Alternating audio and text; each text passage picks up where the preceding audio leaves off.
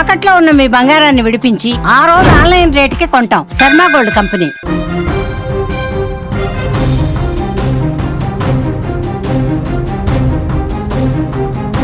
కామారెడ్డి జిల్లాలో తీవ్ర విషాదం నెలకొంది. బాన్సువాడ మండలం బోర్లం ఎస్సీ గురుకుల పాఠశాల సిబ్బంది నిర్లక్ష్యం కారణంగా 8వ తరగతి చదువుతున్న ఓ విద్యార్థిని ప్రాణాలు కోల్పోయింది. చాలా బాధాకరమైన విషయం. స్థానికంగా తీవ్ర విషాదం నింపినటువంటి ఘటన ఇది. విద్యార్థి ప్రాణం పోవడంతో స్కూల్ సిబ్బందిపై సోషల్ మీడియాలో తీవ్రమైనటువంటి విమర్శలు వస్తున్నాయి. అక్కడ స్థానికులు విమర్శలు చేయడం కాదు, మొత్తం ఈ వార్త వైరల్ కావడంతో జిల్లాలో ఉన్నటువంటి చాలా మంది కూడా తీవ్రమైనటువంటి కోపాన్ని వ్యక్తం చేస్తూ ఉన్నారు, ఆగ్రహం వ్యక్తం చేస్తున్నారు. అక్కడ ఉన్నటువంటి టీచర్లు కావచ్చు, అక్కడ ఉన్నటువంటి సిబ్బంది మీద చాలా ఆగ్రహం వ్యక్తం చేస్తూ ఉన్నారు. జనవరి 26న నిర్వహించే రిపబ్లిక్ డే వేడుకల కోసం పాఠశాల సిబ్బంది ఆటోలో ఫర్నిచర్ను తెప్పించారు. నిబంధనలకు విరుద్ధంగా విద్యార్థులతో ఆ ఫర్నిచర్ను అన్లోడ్ చేయించారు. ఈ క్రమంలో సంగీత అనే 8వ తరగతి విద్యార్థిని ఆటో నుంచి పడిపోవడంతో తీవ్రంగా గాయాలైపోయినటువంటి పరిస్థితి. ఉటావుట్న ఆమెను ఆసుపత్రికి తీసుకెళ్లారు. అప్పటికే ఆమె చావు బతుకుల మధ్య ఉందని, పల్స్ కూడా సరిగా లేదని డాక్టర్లు చెప్పారు. ఒకసారి ఆటోలో ఉన్నటువంటి ఆ చైర్స్ ఏవైతే ఉన్నాయో వాటిని తీసుకెళ్తున్నటువంటి క్రమంలో ఏ విధంగా విద్యార్థినులు ఆటో నుంచి జారిపడ్డారు ఒక్కసారి మీ స్క్రీన్ మీద చూస్తున్నాం. ఆటో పోతానే ఉంది, మీరు సర్కిల్లో చూడొచ్చు. అక్కడ విద్యార్థినులు మరి లోపల ఏం జరిగిందో తెలియదు, చైర్లన్నీ కూడా ఒక్కసారిగా మీద పట్టడంతో వాళ్ళందరూ కూడా కిందకి జారి పడిపోయారన్నది కూడా ఇన్వెస్టిగేషన్లో తేలే అవకాశం కనిపిస్తుంది. ఆటో చాలా ఫాస్ట్గా వెళ్తుంది. లోపల అందులో ఆ చైర్లు టేబుల్స్ అన్నీ ఉన్నాయి. అందులోనే పెట్టి వీళ్ళ విద్యార్థినుల చేత పని చేయించుకుంటా ఉన్నారు. అందులో ఉన్న విద్యార్థినులు ఆ చైర్లు లోపల ఉండటంలో ఒక్కసారిగా కింద పడిపోయారు. 1, 2, 3 ముగ్గురు ఏ విధంగా పడిపోయారో మనం స్క్రీన్ మీద చూడొచ్చు. ఇంకా ఆ ఆటో ముందుకెళ్ళిన తర్వాత ఇంకొక ఇద్దరు కూడా పడిపోయినట్టుగా తెలుస్తోంది. ఆ ఆటో ఇంకొంచెం ముందుకు వెళ్ళిన తర్వాత అక్కడ ఇంకొకసారి కూడా అక్కడ విద్యార్థినులు కింద పడిపోయినటువంటి ఘటన ఉంది. అదిగోండి అక్కడ చూడండి, అక్కడ ఇంకో చివరన రోడ్డు మీద చివరన ఇంకొక విద్యార్థిని కూడా పడిపోయింది. సో ఇట్లా కింద పడినటువంటి విద్యార్థులకి ఒకరికి తలకు గాయమైంది, ఒంటి నిండా గాయాలైనవి. ఎందుకంటే చాలా ఫాస్ట్గా ఇక్కడ మీ స్క్రీన్ మీద కనిపిస్తుంది, అంత ఫాస్ట్ కాదండి. ఈ స్క్రీన్ మీద స్లో మోషన్ పెట్టడం చేత కొద్దిగా స్లోగా అనిపిస్తుంది. అదే రియల్గా అయితే అంతకు మించినటువంటి వేగంతో ముందుకు పోతుండగా విద్యార్థినులు ఒక్కసారిగా జారి పడిపోయారు. చాలా స్పష్టంగా దృశ్యాల్లో కూడా రికార్డ్ అయినటువంటి పరిస్థితి. ఆటో ఇంకా ఎక్కడ ఆపలేదు. ఏదో ఉద్దేశపూర్వకంగా విద్యార్థులు పడిపోయారన్న విషయం తెలిసి కూడా ఒక్క క్షణం కూడా ఆపకుండా ముందుకు పోయాడంటే విద్యార్థులు పడితే పడ్డారు, నాకేంటి, విద్యార్థులకు ఏవైనా గాయాలైతే అవనియండి, నాకేంటి అన్నట్టుగా ఆ ఆటో డ్రైవర్ కూడా దురుసుగా ప్రవర్తించినటువంటి పరిస్థితి ఈ విజువల్ చూస్తుంటే అర్థమవుతుంది. ఇక్కడ ఆ స్కూల్లో పనిచేసేటువంటి టీచర్ది ప్రధానమైనటువంటి తప్పుగా కనిపిస్తోంది.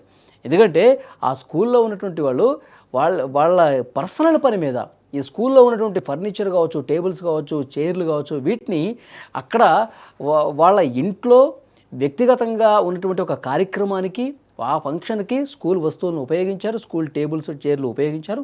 మళ్ళీ రిపబ్లిక్ డే వస్తుంది కాబట్టి ఇక్కడ అవసరం పడతాయని చెప్పి మళ్ళీ ఇంటి దగ్గర నుంచి ఇవన్నీ కూడా పిల్లలతోనే చేపించారు. స్కూల్ నుంచి వాళ్ళ ఇంటి నుంచి మళ్ళీ తిరిగి స్కూల్కి పిల్లల చేతే చేపించారు పనులు.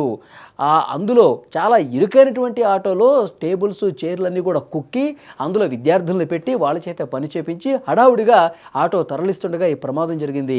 దృశ్యాల్లో కూడా చాలా స్పష్టంగా మీరు చూస్తూ ఉన్నారు. విద్యార్థులు పాపం అంత స్పీడ్తో వెళ్తున్నటువంటి ఆటోలో ఒక్కసారిగా లోపల చైర్లు వచ్చి తలకు కొట్టుకున్నాయా, మీద పడ్డాయా, ఒక్కసారిగా జారి పడిపోవటం అంటే ఒకళ్ళు కాదు ఇద్దరు కాదండి, మొత్తం 1, 2, 3, 4 ఆ చివరంత వరకు కూడా విద్యార్థులు అంత వేగంతో వెళ్తున్నటువంటి ఆటో నుంచి జారి పడిపోయినటువంటి పరిస్థితి. ఒక విద్యార్థిని, మిగతా వాళ్ళకి చిన్న చిన్న గాయాలైనవి, కానీ ఒక విద్యార్థిని మాత్రం తలకు గాయం కావడంతో మొత్తం రక్తశక్తం అయిపోయినటువంటి పరిస్థితి ఉంది. హుటాహుటిన అక్కడ ఉన్నటువంటి స్థానికులు కొంతమంది ఈ విషయం తెలిసిన వెంటనే ఆసుపత్రికి తీసుకెళ్లారు. ఆసుపత్రికి తీసుకెళ్లిన తర్వాత వాళ్ళ కుటుంబ సభ్యులకు సమాచారం అందించారు.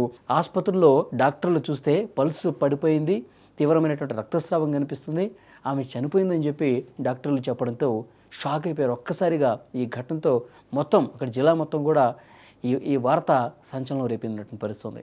కుటుంబ సభ్యులు హడావుడిగా వచ్చేసారు. ఈ సమాచారం తెలిసిన వెంటనే ఆ టీచర్ ఎవరైతే ఉన్నారో ఆ మేడంని కఠినంగా శిక్షించాలి. పిల్లల చేత పని చేపిస్తారా, చైర్లు మోపిస్తారా, ఆటోలో ఇంటికి స్కూల్ దగ్గరికి ఈ విధంగా పనులు చేయించుకోవడానికి పిల్లల్ని ఇక్కడ జాయిన్ చేయించిందంటూ పేరెంట్స్ కూడా తీవ్రంగా ఆగ్రహం వ్యక్తం చేస్తూ ఉన్నారు. మాకు న్యాయం చేసేది వరకు కదిలేదు లేదు, ఆమెకి శిక్ష పడాల్సిందంటూ కుటుంబ సభ్యులు కూడా మాట్లాడుతూ ఉన్నటువంటి పరిస్థితి. ఈ ఘటనకు సంబంధించినటువంటి విజువల్స్ సీసీ కెమెరాలో రికార్డ్ అయ్యాయి. మొత్తం 3 విద్యార్థులు ఆటో నుంచి జారిపడే దృశ్యాలు చూస్తూ ఉన్నాం మనం. మృతురాలు మధునూరు మండలం కోడిచెర్ల గ్రామానికి చెందిన బాలికగా గుర్తించారు. పాఠశాల సిబ్బంది బాధ్యతారాహిత్యం వల్లే తమ బిడ్డను కోల్పోయామని తల్లిదండ్రులు, బంధువులు చెప్తా ఉన్నారు. చిన్నారులతో శ్రమ పనులు చేయించడంపై అధికారుల తీరు మీద కూడా ఆగ్రహం వ్యక్తమవుతోంది.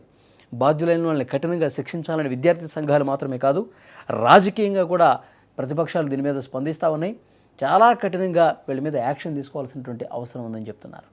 బోర్లం క్యాంపులో ఉన్నటువంటి పిఎం శ్రీ గురుకుల పాఠశాలలో కొడిచేరు గ్రామానికి సంబంధించి 8వ తరగతి చదువుతున్నటువంటి సంగీత అనే అమ్మాయి మరి రాత్రి 9 గంటలకు వాళ్ళ తల్లిదండ్రులకు ఫోన్ వచ్చింది.